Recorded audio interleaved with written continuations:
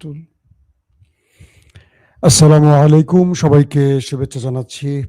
মাসুম মাহবুব। যারা লাইভ সেশনে সংযুক্ত হয়েছেন সবার জন্য শুভকামনা। চট্টগ্রামের সন্দ্বীপের গাছুয়া ইউনিয়ন থেকে দেখছেন না? গাছুয়া মানে কি? সবাই গাছে উঠতে পছন্দ করে?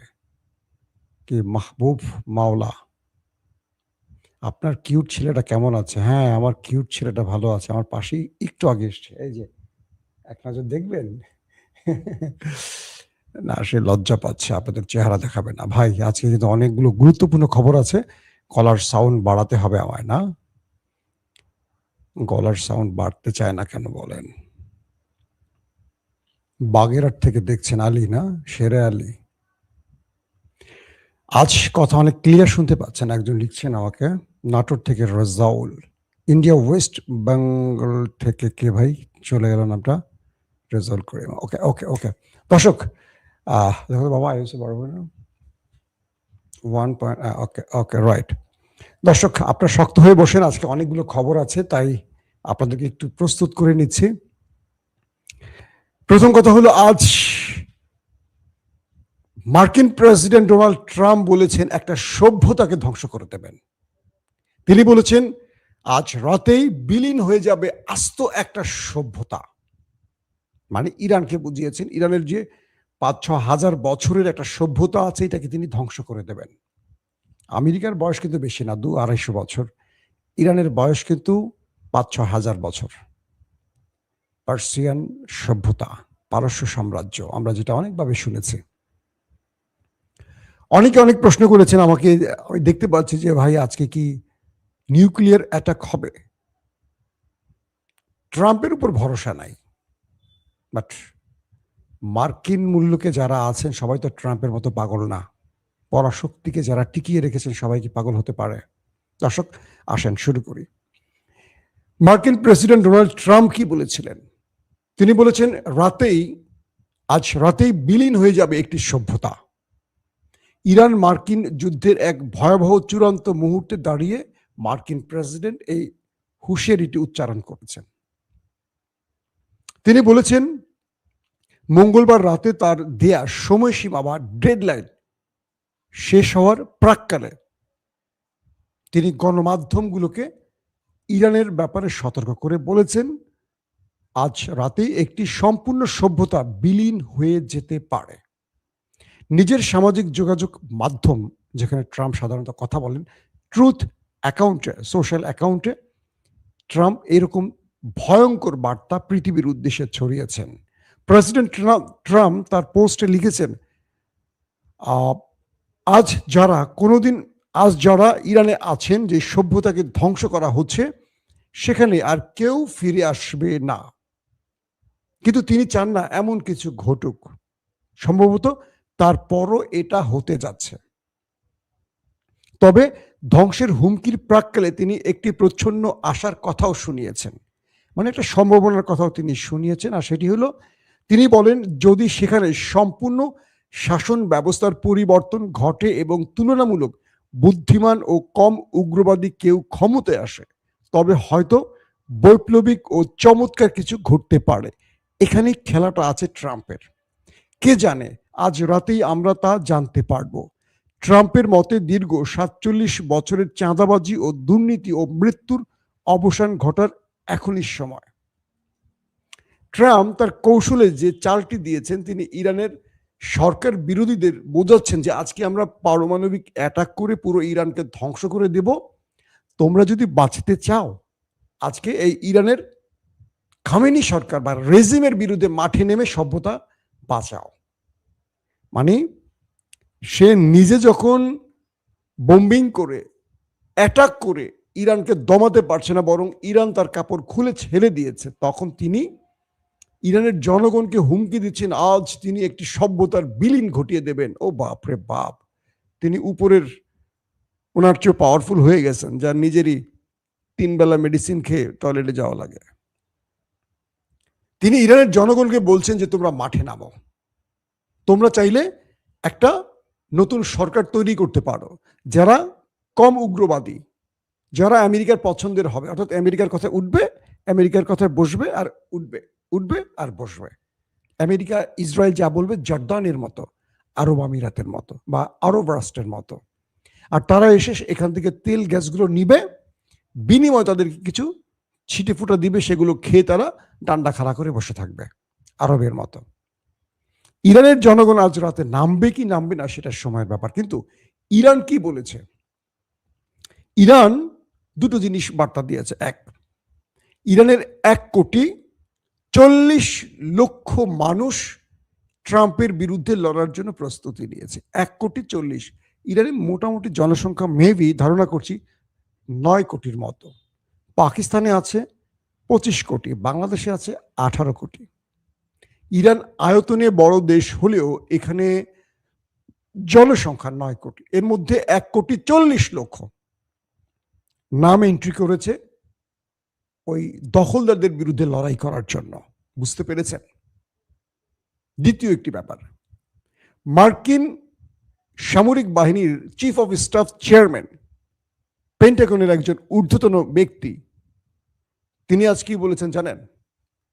তিনি আজকে বলেছেন যে আমরা আমেরিকাতে গিয়ে যে আমরা ইরানে অভিযান চালাতে গিয়ে, মানে পাইলটকে উদ্ধারে গিয়ে সবচেয়ে বড় যে ধাক্কাটি খেয়েছি সেটা হয়তো অনেকে বুঝবে না বা বিশ্বাস করবে না।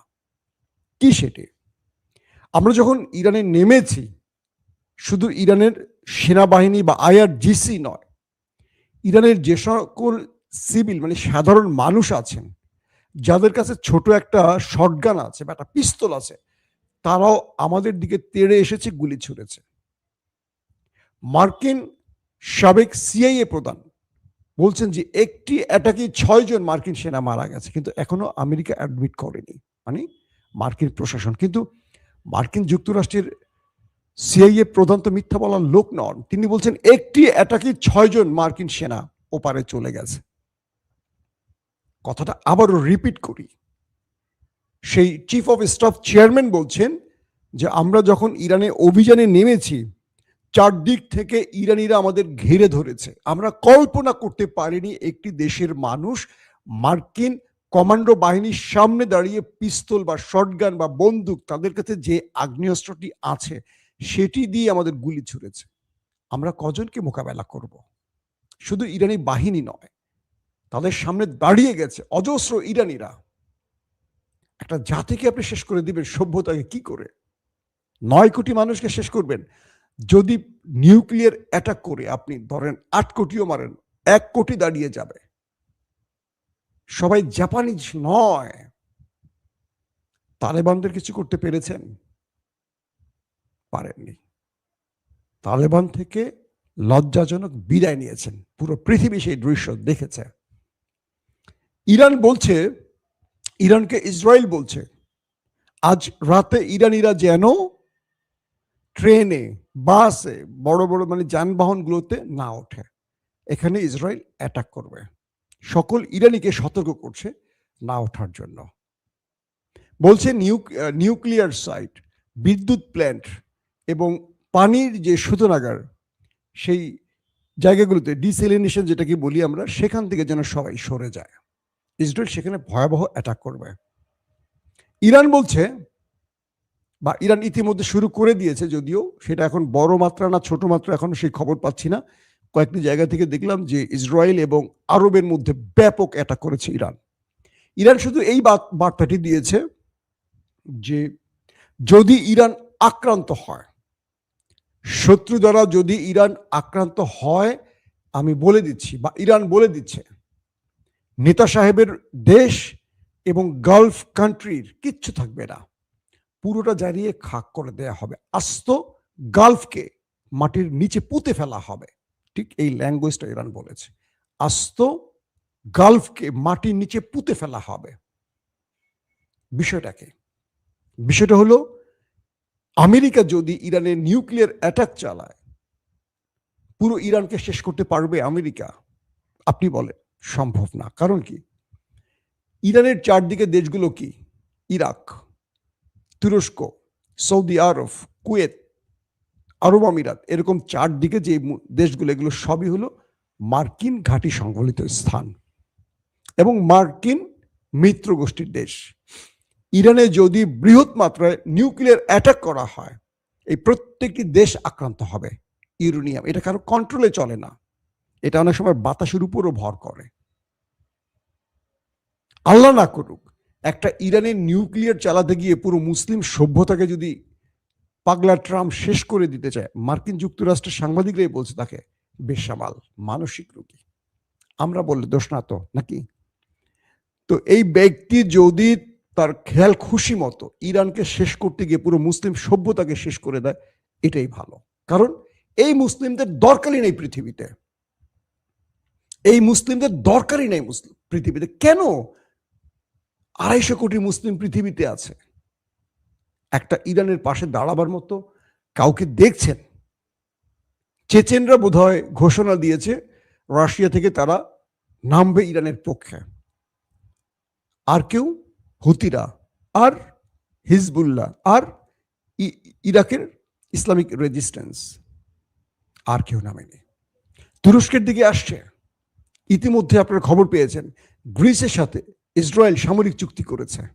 তার মানে গ্রিসকে এখন এমন এমন মিসাইল, এমন এমন জিনিস দিবে তুরস্কের দিকে তাক করে।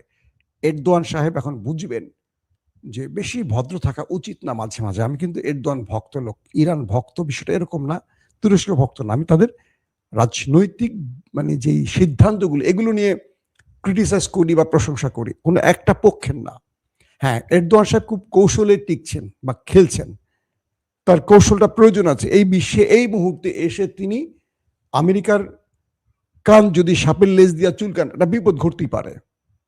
কিন্তু ইরানকে যেভাবে চেপে ধরা হয়েছে, এখানে তুরস্ক ইরানের পক্ষে দাঁড়ালেও আরেকটি শক্ত পায়ে দাঁড়াতে পারত। পাকিস্তান কিন্তু দাঁড়ায়নি, পাকিস্তানকে এখনো কিন্তু সৌদির পক্ষে। সৌদির হয়ে পাকিস্তান আজকে নাকি ইরানকে একটু শক্ত ভাষায় থ্রেট দিয়েছে। ইরান বলছে চুপ হয়ে যাও, তোমার আব্বার সাথে আমি খেলছি, তুমি পাকিস্তান চুপ থাকো। এটা পাকিস্তানের জনগণকে বলে নাই, এটা বলছে আসিম মনিরকে, যে মার্কিন প্রেসিডেন্ট ডোনাল্ড ট্রাম্প এবং মোহাম্মদ বিন সালমানের দাস চাকর, তাকে বলেছে। বলছে আওয়াজ কম করো পাকিস্তান, তোমার আব্বার সাথে খেলছি, বাচ্চা ছেলে চুপ থাকো, তোমার নিউক্লিয়ার থাকতে পারে, ওগুলো ব্লাস্টের আগে তোমার কি বলবো রাওয়ালপিন্ডি আমরা গুড়িয়ে দিতে পারি। আসিম মনিরের নির্দেশ দেওয়ার আগে আসিম মনির ওপারে চলে যেতে পারে। এই শব্দটা এইভাবে বলে নেই, আমি একটু আপনাদের বোঝাবার জন্য বলছি। একটা আস্ত সভ্যতা ধ্বংস করে ফেলবে ট্রাম্প, জাতিসংঘ চুপ, সব চুপ, সব চুপ, সবাই মুখে কুলু পেটেছে ট্রাম্পের ভয়। এরপর নেতানিয়াহু যাবে তুরস্কে, পাকিস্তানে, গ্রেটার ইসরায়েলের জন্য চলে যাবে কোথায়, কাতার, কুয়েত, আরব, জর্দান, যা আছে সব জায়গায় ঢুকবে। এরপর ওটাই হবে মোক্ষম টাইম। আল্লাহ ভীতুদের জন্য এই ব্যবস্থাই করে রেখেছেন। অনেকে মসজিদে বসে দোয়া করেন, আল্লাহ ওটা করে দাও, ওটা করে দাও। আল্লাহ বলে আমার রাসূলকে, আমার সবচেয়ে প্রিয় হাবিবকে আমি যুদ্ধের ময়দানে ছেড়ে দিয়েছি, যিনি দোয়া করলে আমি সব কবুল করি। আমি আল্লাহ তার একটা দোয়ার অপেক্ষায় থাকি। তাকে তায়েফে যখন পাথর মারা হয়েছে, তিনি শুধু মুখ দিয়ে বলতো, পুরো তায়েফকে উল্টে দিতাম আমি। আর আমরা জুব্বা পাঞ্জাবি পরে তার সুন্নতি আদায় করি। বুঝতে পারছেন না? আমাদের মুসলমানিত্বের মধ্যে এত বেশি ভাইরাস ঢুকছে, শুধু হালাল আর হারামের ফতোয়া দেয়। আপনি জিন্স পরেন, শার্ট পরেন, যা লাগে পরেন, আপনি অস্ত্র কোন দিকে তাক করবেন সেটা চিন্তা করতে হবে। আপনার কেবলা কোনটা বুঝতে হবে। দর্শক আসেন তারপরের গুরুত্বপূর্ণ খবর কি। এশিয়া জোনে আমেরিকার অস্ত্র প্রায় ফুরিয়ে আসছে। দক্ষিণ কোরিয়া থেকে অস্ত্র চেয়েছে, লাভ হয়নি। জাপান থেকে চাওয়া হয়েছে, জাপানের রাজি হয়নি। আমেরিকা বলছে জাপানে আমি 50,000 সেনা রাখছি, দক্ষিণ কোরিয়া আমার 45,000 সেনা। আমি জাপানকে, দক্ষিণ কোরিয়াকে রক্ষায়, একটাকে চীনের হাত থেকে, একটাকে উত্তর কোরিয়ার হাত থেকে রক্ষায় আমি এত সেনা বসিয়ে রেখেছি, আর ওরা আমার বিপদে আমার ডাকে আসেনি। কে বলছে? Donald Trump. এ পাগলের ডাকে এখন কেউ আসছে না। পশ্চিমা গণমাধ্যমগুলো এখন বলছে ইরান যখন প্রথম অ্যাটাক করেছিল ইসরায়েলে, তখন 3 থেকে 5% সফল ছিল ইরান। অর্থাৎ 100টা মারলে রেশিও করেন, পার্সেন্টেজ করেন, যে 3%, 100 ভাগের 3% ইরান সফল ছিল। এর মাঝামাঝি ইরান 30% সফল হয়েছে। এখন নতুন করে কয়েকটি সূত্র বলছে 70 থেকে 80% ইরান সফল হয় যে টার্গেটে হিট করছে, কারণ তাদের প্রতিরক্ষা ব্যবস্থা ইরান সেইভাবে ধ্বংস করে দিয়েছে। তো এটাও একটা গুরুত্বপূর্ণ তথ্য, এটা পশ্চিমা দুনিয়া বলছে, কারণ পশ্চিমারা অলওয়েজ ইরানকে দুর্বল করে প্রকাশ করে। তার মানে এই সংখ্যাটা আরো বেশি হবে, এই পার্সেন্টেজটা আরো বেশি হবে, পশ্চিমারা তো সঠিকটা দেবে না। ইতিমধ্যে সৌদি আরবের গুরুত্বপূর্ণ 11টি টার্গেটে হিট হয়ে গেছে। সৌদিতে, কাতারে, কুয়েতে, আরব আমিরাতে ব্যাপক অ্যাটাক করেছে ইরান। এর মধ্যে বলা হয়েছে সৌদির ডিসিলিনেশন প্ল্যান্টে, মানে পুরোপুরি পানির ওইটাকে খেয়ে দিয়েছে। সৌদি ডিসিলিনেশন শেষ। সৌদি এই আক্রমণটি কয়েকটি সূত্র বলছে ইরান তার দায় স্বীকার করেছে। ইরান বলছে তুমি আমার যে টার্গেটে হিট করবো আমি তোমার মিত্র বা তোমার মানে স্বার্থ সংশ্লিষ্ট সেই টার্গেটে হিট করব। আরব আমিরাতের একটি কৃত্রিম বুদ্ধিমত্তা সংস্থার কার্যালয় হিট করেছে এবং মার্কিন অর্থায়নে বা মার্কিন ব্যবসায়ীদের যে প্রতিষ্ঠানগুলো গালফ কান্ট্রিতে আছে, আরব আমিরাত, কাতার, কুয়েত, জর্ডান, এই প্রত্যেকটি রেড নোটিশ জারি করে সেখানে ইরান এখন হিট করতে যাচ্ছে। ইরান যে কথাটি শুরুতেই বললাম যে ইরান যদি তার এই আক্রমণে যতটুকু ধ্বংস হোক, যতটুকু বেঁচে থাকবে ততটুকু দিয়ে শত্রুকে মাটিতে পুঁতে ফেলবে, এমন ঘোষণা ইরান দিয়েছে। এখন এখানে বিশাল রকম একটা লড়াইয়ের গন্ধ পাচ্ছি। কাল মানে আজ বাংলাদেশ সময় আগামী বুধবার সকাল পর্যন্ত ট্রাম্পের আলটিমেটামের সময়টি থাকবে, যেহেতু আমাদের সাথে তাদের সময়ের একটা ব্যবধান আছে। সৌদির পেট্রোকেমিক্যাল প্ল্যান্ট ধ্বংস করে দিয়েছে ইরান, কারণ ইরানের পেট্রোকেমিক্যাল প্ল্যান্টে অ্যাটাক করেছিল ইসরায়েল এবং আমেরিকা, সেটার উত্তরে সৌদিটাকে টার্গেট করা হয়েছে। কুয়েতের একটি মার্কিন সামরিক টার্গেটে হিট করে 15 জনকে গুরুতর আহত করেছে। কয়জন মারা গেছে আমেরিকা স্বীকার করেনি। এবং আজকে ইসরায়েল ইরানের ট্রেন সেক্টরগুলোতে অ্যাটাক করবে, তাদের যোগাযোগ, তাদের ব্রিজ উড়িয়ে দেবে। বলছে যে আমরা ইরানের সকল ব্রিজ আজকে উড়িয়ে দেব, ইরানকে পুরো সভ্যতার বাইরে প্রস্তুর জগতে পাঠিয়ে দেব। ইরান সেম ঘোষণা দিয়েছে, আরব এবং ইসরায়েলের কোনো ব্রিজ থাকবে না, অর্থাৎ যে পরিমাণ ক্ষতি তারা করবে দুইটা বেশি করলে ওরা করবে, এই ঘোষণা দিয়েছে। আইআরজিসির পক্ষ থেকে বলা হয়েছে তাদের ভয়ঙ্কর মিসাইলগুলো, যেগুলো আজকে এই পর্যন্ত ব্যবহার করেনি ইরান, সেই ভয়ঙ্কর মিসাইলগুলো আপলোডেড, জাস্ট একটা সুইচ টেপার অপেক্ষায় আছে। এই সুইচ টেপার জন্য ইরানকে বেশি কষ্ট করতে হবে না, যে কোনো একটি জায়গা থেকে একটা বাটনে চাপ দিবে, অজস্র লঞ্চের থেকে মিসাইলগুলো ধেয়ে ধেয়ে করে ছুটে চলবে শত্রুর টার্গেটে। দর্শক, এখন যে বিষয়গুলো আসছে, ইরানের খার্ক দ্বীপে 50 থেকে 60টি বোমা হামলা করেছে ইরান, আমেরিকা এবং ইসরায়েল। খার্ক দ্বীপ পুরো অন্ধকার হয়ে গেছে এই খবরটি যখন আমি লাইভ করছি তখন পর্যন্ত। তার মানে খার্ক দ্বীপে বড় রকম অ্যাটাক চালিয়েছে, কারণ ট্রাম্পের সামনে আজ রাতটি হলো আলটিমেটামের শেষ দিন, শেষ রাত। কারণ আজকে ট্রাম্প যদি ইরানে কিছু করতে না পারে, পৃথিবীকে তিনি মুখ দেখাতে পারবে না। ইরান যদি ট্রাম্পকে আজকে আটকে রাখতে পারে, অর্থাৎ ট্রাম্পের এক ঢিলে দুটো পাখি মারার চিন্তা, তিনি ইরানের রাষ্ট্রকে ভয় দেখাতে চাচ্ছেন, জনগণকে ইরানের বিরুদ্ধে নামাতে চাইছেন। সেই জন্য তিনি আজকে বারবারই ট্রুথ অ্যাকাউন্টে গিয়ে ভয়ঙ্কর ভয়ঙ্কর হুমকি ধমকি দিয়ে আসছেন। এবং বলা হচ্ছে যে ইরানের বিভিন্ন শহরের অবকাঠামো, ব্রিজ, কালভার্ট, এই টার্গেটগুলোতে ইসরায়েল এবং আমেরিকা ব্যাপক অ্যাটাক করেছে। অনেকগুলো শহরের সাথে আরেক শহরের যোগাযোগ প্রায় বন্ধ করে দিয়েছে। এই অবস্থায় ইরান তার শত্রুর দিকে মিসাইল শুরু করছে মারা চলছে। এই লাইভটি যখন করছি তখন শুনতে পাচ্ছি যে ইরান ব্যাপক মিসাইল শুরু করেছে মারা। এটার আপডেট হয়তো বা কখন পাই, আমি আজকে রাতে জাগার চেষ্টা করব। যদি বড় কোনো ঘটনা ইরানে ঘটে, রাত্র 2টা বাজুক আর 3টা বাজুক, আপনাদের খবর দেওয়ার চেষ্টা করব, যদি সুস্থ থাকি এবং বেঁচে থাকি। বুঝতে পারছেন? এখন পুরো সিভিলাইজেশন শেষ করবে ইরানের আমেরিকার এই ঘোষণাটা আপনারা কেমন দেখছেন, কিভাবে দেখছেন? এখানে মুসলমানদের ভূমিকা কি হওয়া উচিত? এগুলো নিয়ে আসলে আমাদের অনেক আলোচনার সুযোগ আছে। আমরা সেই দিকে কেন যেতে পারছি না বুঝি না। ইরানের 1,40,00,000 লোক মাঠে নেমে গেছে ইরানকে রক্ষায়, আর আমরা চুপ করে দেখছি। আমাদের যখন আক্রমণ করবে আমরা গর্তে ঢুকবো, গর্তে যখন আক্রমণ করবে তখন আমরা গর্তে পচে মরে যাব। এটি হলো আমাদের মুসলিম সভ্যতা, মানে আমাদের এই নতুন আধুনিক মুসলিম সভ্যতার একটি অংশ। প্রশ্ন হতে পারে আজকে কি ইরানে নিউক্লিয়ার অ্যাটাক হবে, নাকি অন্য কিছু করবে ট্রাম্প, নাকি বড় ম্যাসিভ আকারে যুদ্ধ বিমান পাঠিয়ে অ্যাটাক করবে? এগুলো কিচ্ছু আসলে এখন বলা যাচ্ছে না, কোন দিকে যাচ্ছে সেটাও বলা যাচ্ছে না। এবং আমরা এটুকু বলতে পারি যে আমেরিকার অস্ত্র ফুরিয়ে আসছে বলে আমেরিকা এখন অস্ত্র খোঁজার জন্য বিভিন্ন দেশে সাহায্য চাচ্ছে, বিভিন্ন জনকে বলছে আমাদের সাহায্য করো। তবে নিউক্লিয়ার অ্যাটাক যদি ইরানে হয়, আমার কেন যেন মনে হয় ইরান গালফ কান্ট্রিতে নিউক্লিয়ার অ্যাটাক করে বসবে। কারণ এইটুকু সন্দেহ আমার আছে যে ইরানের কাছে নিউক্লিয়ার আছে। সৌদি আরব, আরব আমিরাত, জর্দানের মতো দেশগুলোকে ইরান ছাড়বে না। যে বলছে পুঁতে ফেলবে মাটির নিচে, ইরান যেটা বলে সেটা করে থাকে। তো সেটাই যদি শেষ পর্যন্ত হয় তাহলে আমি মনে করবো যে আরবের জন্য বা মুসলিমদের জন্য একটা ভয়ঙ্কর দিন হতে পারে আজ রাত। আল্লাহ আমাদের সবাইকে হেফাজত করুন, আমরা দোয়া করি। আর ট্রাম্প পাগলার হাত থেকে সবাইকে রক্ষা করুন। নেতানিয়াহু সাহেব ঘোষণা দিয়েছেন ইরানের জনগণের পাশে তিনি আছেন। তাই আরামসে তারা নিউক্লিয়ার মারবেন ইরানের বিরুদ্ধে। সবাই যেন সতর্কভাবে সরে যায়। কোথায় যাবে? ইসরায়েলে। দেন সবাই চলে যে দল বেঁধে আসেন আমরা ইসরায়েল যাই, নেতা কাকুর বাড়ি থেকে দাওয়াত খেয়ে আসি।